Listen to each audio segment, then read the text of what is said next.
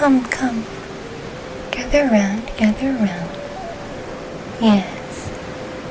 It's a beautiful night tonight, isn't it? Simply gorgeous. Rarely do we ever get nights like this, with just those luscious waves crashing against the beach, and the nearby stream just ever so lightly trickling on by. It's just a gorgeous night. And what a perfect night for a good story.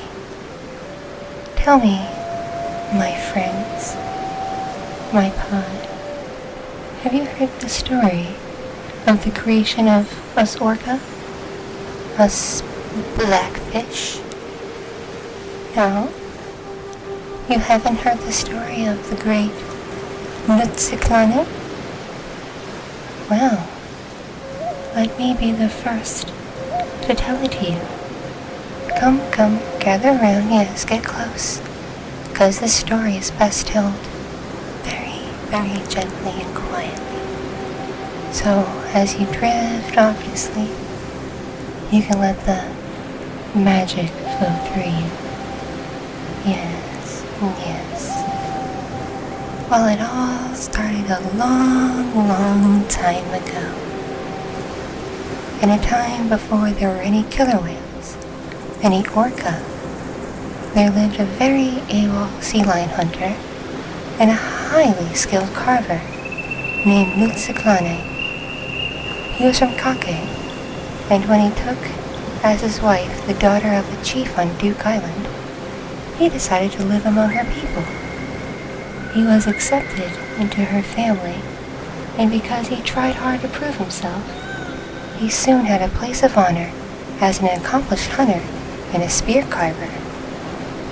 His desire to please won him the admiration of the youngest of his brothers-in-law, but the oldest ones highly misunderstood his intentions, and they became jealous, and so they began to plot against him.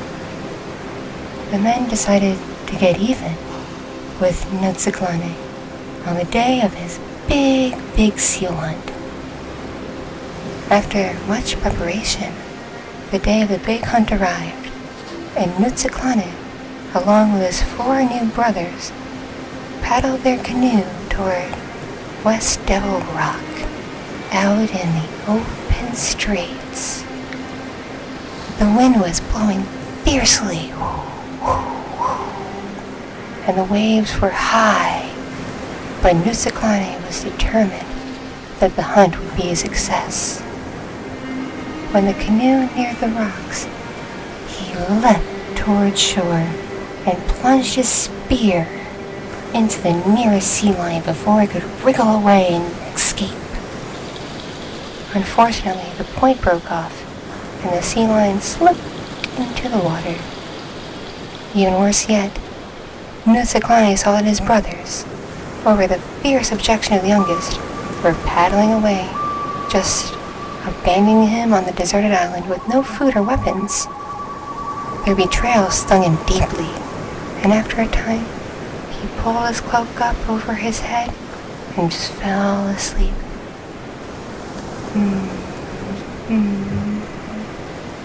What do you think of the story so far, my pod?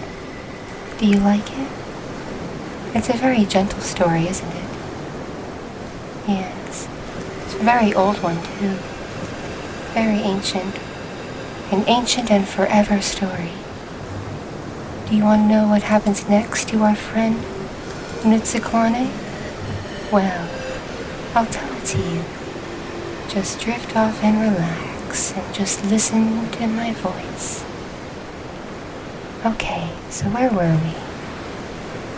The next morning, Natsilane woke up to the sound of someone calling his name. He saw a sea lion that looked like a man beckoning him, like, ooh, come here, come here, come here, to go with them down underneath the waves into the sea lion's house. At this great house, he met the chief of the sea lions, who asked him if he could help his injured son. Natsilane saw that the young lion had his spear point embedded in his body, and with some effort he was able to remove it, and the son was healed. The chief was very grateful, and after granting Natsilane even greater skills, arranged for a safe return to the village. Natsilane met with his wife, and after telling her his story, he made her promise to keep his return a secret. He took with him his carving tools and went into the woods to carry out a plan of revenge on the older brothers who had betrayed him.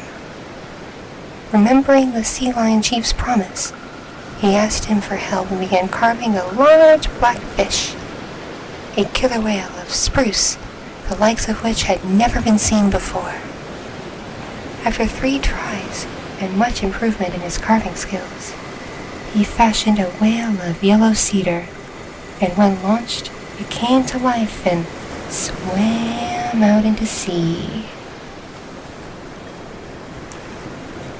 He called the blackfish to him, called it and called it, and then he ordered the blackfish to find his brothers when they returned from their hunting.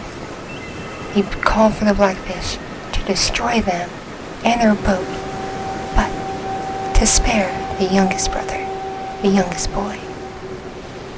The blackfish set out and found them late that afternoon. The blackfish capsized the boat, breaking it in 2, and drowned the older brothers by keeping them from going to shore. The youngest made it back safely along with his story of the great blackfish and the brothers' treachery. The villagers now came to wonder if Natsilane had carved the great blackfish and given it life. Not long afterward, a strange black fish with teeth was seen near the shore, and at times would leave a freshly killed seal or halibut there for the villagers. Natsilane had instructed it to never again harm humans, but instead to help them. As he continued to help the villagers, they realized that the killer whale was a gift from Natsilane, and so they took it for the crest. Natsilane became a legend to the village, and some have claimed to have seen him riding the sea on the back of 2 great orcas. Well now, my friends, my pod, what did you think of this great story? It's an old Haida T'inglit village legend, told over many years and multiple generations, passed on and passed on. It's the story of how I came to be as the great spirit of Orki orca, or killer whales, or blackfish. I came from the soul of Natsilane, and just like his desire for not just revenge but to help, it's what I feel in my heart and in the core of my being. But anyway, it's, in reality, just a story. One we tell children to help them sleep, to help them rest, and to fill their wildest imaginations and help them dream pleasant dreams. So tell me, friends, did you enjoy the story of Natsilane and how the blackfish were created from him carving a great totem? Really, you enjoyed it. Well, I can tell most of you are starting to fall asleep. Very well then. It is quite a nice night. Perfect for just relaxing on the beach, huddled up together for warmth. Yes, it is quite perfect. In the morning, we'll make our way back to the village. But for now, we simply rest and rest and rest. And I bid you all good night and sweet dreams. I love you, friends. I love you very much. Sleep well.